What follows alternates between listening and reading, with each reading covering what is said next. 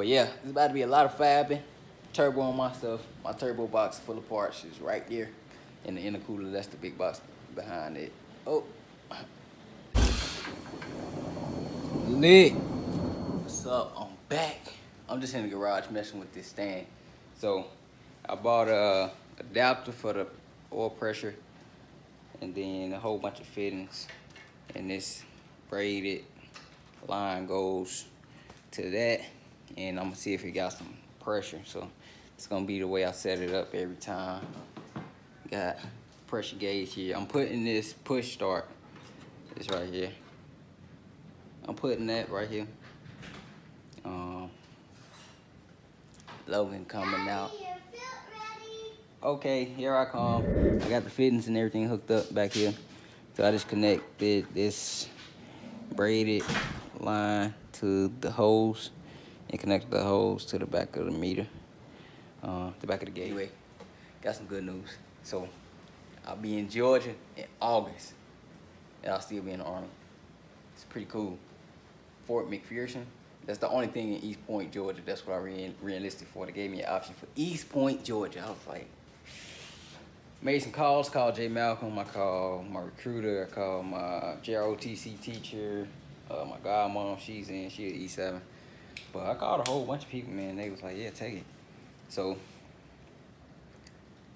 I kind of felt bad because I've been here 2 years, literally haven't done nothing progressive. Like, this place don't allow you to do a lot of career progression stuff. So I feel like I should be in staff already. I'm just E5 still, but I got an Article 15, which I'm gonna tell y'all about that, man. A whole bunch of stuff went on here, man. This place is trash. I hate this place. Hope I never have to come back. I hate Kansas. It's so, man. A lot of people that been here or know about it, they know what I'm talking about. But if you all have no clue, man, boy, I hate this place. But anyway, so this gonna be like a stand and then what's going on with me. So Jrock, he's setting up a YouTube. Y'all make sure y'all support. When he actually put a name or something on the channel, I'm gonna put it in this description. This is his motor. It's going to his S10. We're gonna try to get this done in like a weekend. These exhausts on this, I don't like. Like, it's quiet, right? But it's not as quiet as I would like. So what I think I'm gonna do is take this off, and then if those long tubes that I got don't fit on the Jrock motor, I'm gonna take this off, put the long tubes on, and put like some thrush hush or some kind of real quiet mufflers or some stock OEM style mufflers or something like that. I'm gonna put those on here, and then because this is cool, but it's just louder than I thought. It's hard to put on. You keep breaking spark plugs. You got to take spark plugs out to put it on. So I'll probably just sell this or keep it for a while, or I might cut it. Since I got the welder now, I can cut it and put a flex pipe like right here. Somebody said that too, put a flex pipe on it, because yeah, this boy kind of hard to take apart. Jrock ordered all his parts, man. We got to do a mod on his harness. I think he left it over here. Yeah, it's over there. We got to do a mod on the harness. He got the LS1 connections on his injectors, right? But these truck injectors got a different type of plug. So I got the adapters, just got to cut and then solder them boys on. But yeah, man, other than that, yeah. All right, yeah, so I ain't been all that lucky in my career. So like I said, I'll probably end up getting out while I'm there, since I was gonna go down there anyway. And I'm trying to like not feel bad, because like I feel like it's the end of my road. I made sure that I'm not doing 20 like a lot of people do 20 in the military, because when you get out, you get pension. I made sure I'm not doing 20 because I changed my retirement plan from blended to, from traditional. So the traditional is when, you know, you do 20, you get out, and you get half or whatever of your pay for the rest of your life. I know I'm not doing 20 for sure, so I changed mine from traditional to blended. I put in 5% every month, and they match 5%. So when I get out, that's what I get. But yeah, I can't do 20, like, for sure. Can't do 20. Like, man, probably if I never came here, man, I would have like a different outlook. But Like this showed me like a different life, like the way people are, the way people think of you, what people expect of you. Um, People get treated different, like a lot, man. And I ain't really for it, so it's like the end of my road. I be kind of like sad about it, but I'm trying to like look at it not as a being in the military. I'm just looking at it as a job right now because whatever. I ain't really feeling it too much.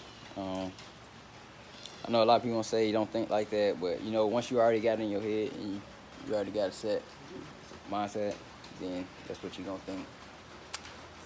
But anyway, yeah, I hate this place. But somebody called the city on me and said I'm a nuisance to the public because I got car parts in my backyard. I'm like, what? It's my backyard. I own this backyard. Why can I not put, the rain getting too loud. Why can I not put car parts in my own backyard? So I'm gonna call them in a second. I gotta go to the DMV, get some plates for the 300. Yeah, that rain getting loud. So I gotta get some plates for the 300, which I'm gonna do tomorrow. I'm taking this truck and I'm putting it over in storage because this truck ugly, making the house look crazy. And I gotta move my car parts from my backyard that I own. So yeah, I'm gonna call them people. Or hey, they took y'all don't even know, but they took my truck and trailer when I went on leave one time. I had to pay like $500 to get it out. They people let the dog dookie right on the curb, literally coming out and it's right in front of my car, like multiple times, front of the house, side of the house. People, police walking in your driveway to check plates. I was like, what is going on, man? Like, I hate this place. I hate this place. But anyway, I got this stuff hooked up. I'm gonna test it out. So I told you about an 18-wheeler. So the next option was a diesel mechanic. Like, they got a program so you can transition if you have any mechanical experience, or if you're a mechanic in the military, you can transfer to a diesel mechanic for a company, right? So for me, that was not an option because I like fixing stuff and I like working with my hands, but I want to do that for me. Like, I don't want to do that for somebody else. And I don't want to do that every day because I'll probably get bored with it and then be like, no, I don't want to fix cars no more for a while. Because if I do it every day, I'm pretty sure I'm not going to want to come home and do it. So that was a no. Welding course that I talked about, okay, so that was a go, right? But the course started, it starts this April, like literally a week from now. And what I would have had to do was, before NTC, get all the paperwork ready, but it was like impossible. It was gonna be totally, it's possible, but not in my in my unit because paper get routed so slow. So I would have to do all the paperwork, get all these signatures, everybody approve of it, which I doubt, even though we don't have any training going on for like the next 5 months, nothing big. So that's plus two, so it'd be like a lot of videos. So I would have to leave the house, go to Fort Carson, 6 months, and still have to pay like rent, even though I'm paying mortgage here. Yeah, so, and then I was gonna have to stop all these projects, even though I got people paying for this, people paying for that, and customers' cars. Like, that's not an option right now, so I just said forget it.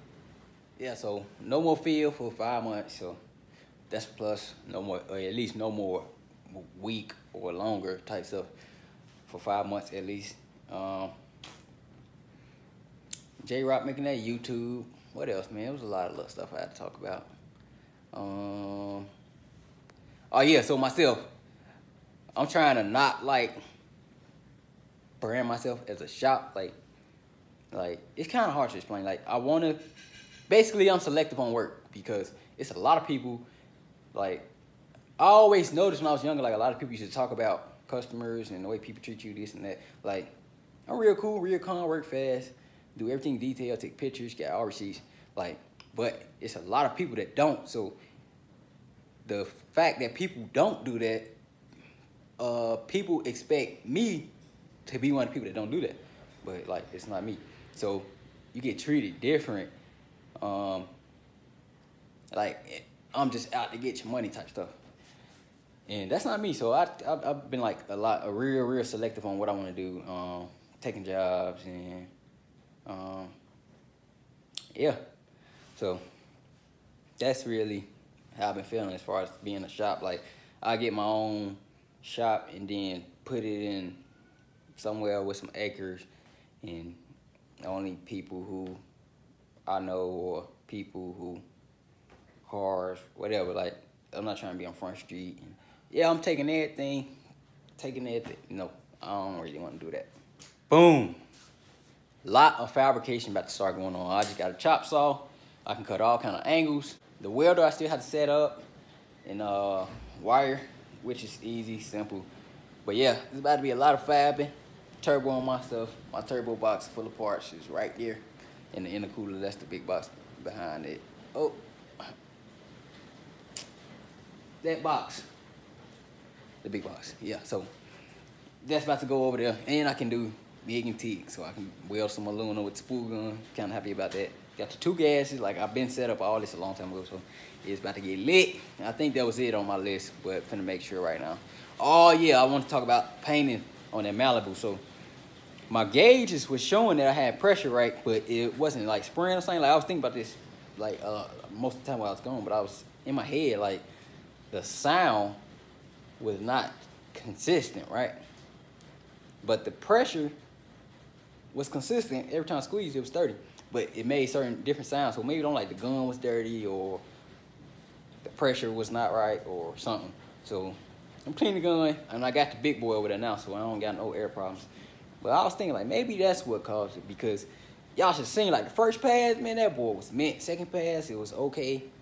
And the third, it was just like drip, drop. I was like, yeah, dang. But it was making different sounds while I was spraying and everything, too. So, yeah, but like I said, I got the big air compressor over there now, so everything with painting is gonna go a lot faster, because I hate letting the thing build compressed air, and it was overheating and cutting off, and yeah. So I got it over here. I'm gonna use it for the tire machine, and then probably use it for airing up tires with little stuff. But yeah, I know now. A lot of people say you can do it, and it take a lot of time. And I see it take a lot of time to paint a whole car with a small compressor, a whole lot of time. But yeah, other than that, man, I'm just about to see if this motor got oil pressure. Hopefully it do. I say a lot. Hopefully it don't sound too crazy. But yeah, I'm gonna see if this boy got some pressure, and then if it do, we're gonna hope that it's some good pressure, like some high pressure. Anyway, hey, got some pressure.